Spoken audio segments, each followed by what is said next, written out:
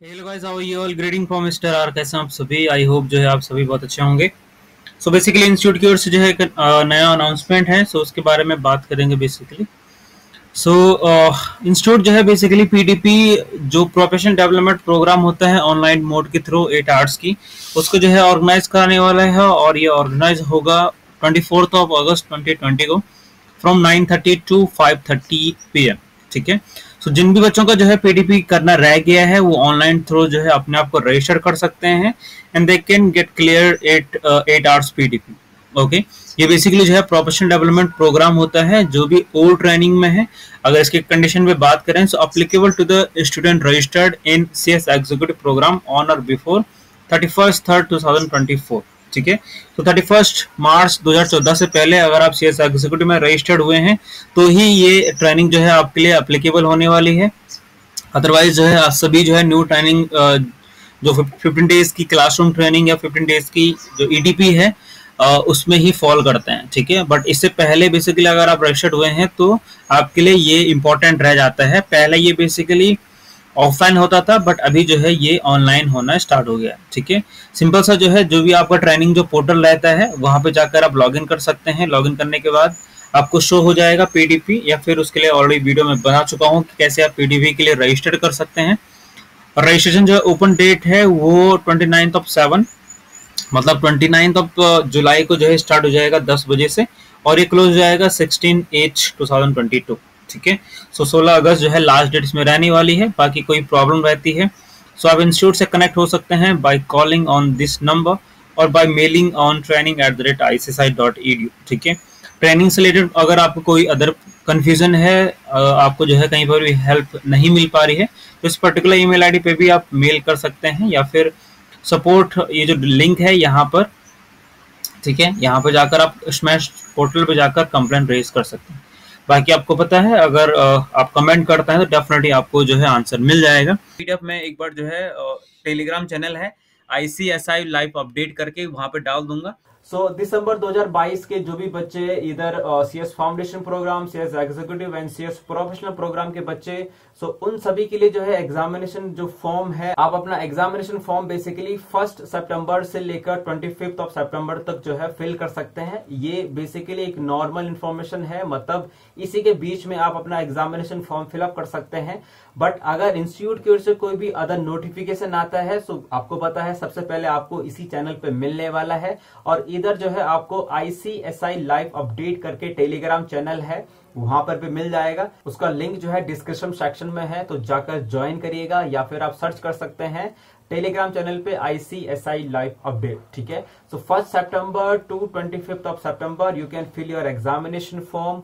You would have to pay 1200 रुपी पर module. एक module के लिए आपको जो है 1200 रुपए पे करना पड़ेगा।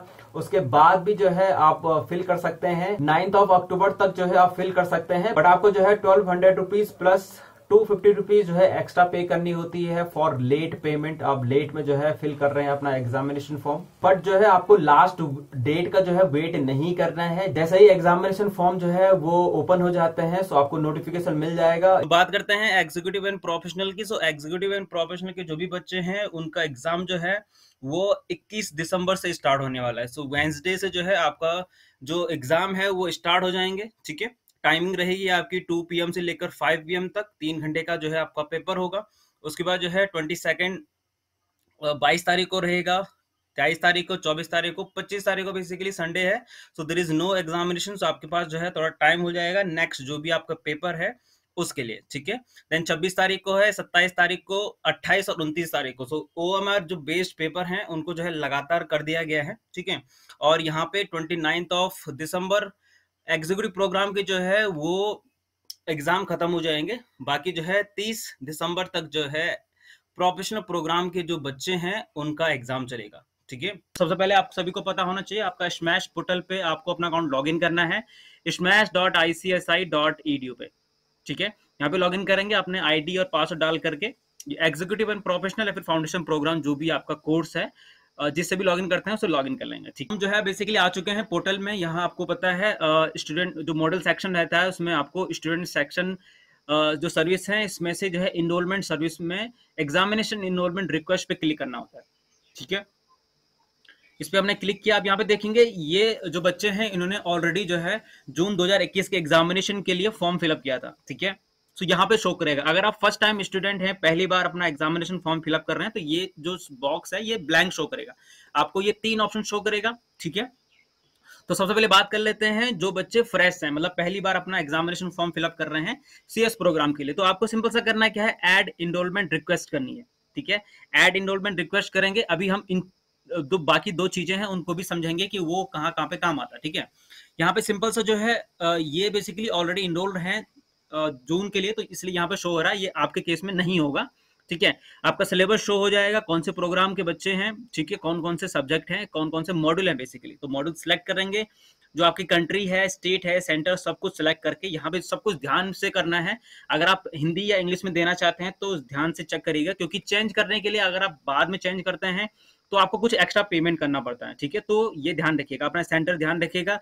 नहीं समझ में आता है तो इस वीडियो को चेक करिएगा, या फिर मैं पीडीएफ फाइल भी दूंगा, उसमें जाकर आप चेक कर सकते हैं। सभी डिटेल्स जो है फिल करके आपके लिए जो भी एप्लीकेबल है वो डिटेल्स फिल करके हम चलते हैं ट्रेनिंग डिटेल्स पे, मतलब नेक्स्ट करेंगे यहाँ पर, या फिर डायरेक्टली ट्रेनिंग डिटेल्स पे क्लिक करेंगे सही डिटेल्स फिल करके। तो आपको जो ऑप्शन शो होगा वो बेसिकली इस तरह से हो जाएगा कि आपकी जो एग्जामिनेशन फीस है, चार्जेस आपको फर्स्ट टाइम पे नहीं शो होंगे क्योंकि आप पहली बार कर रहे हैं, ठीक है।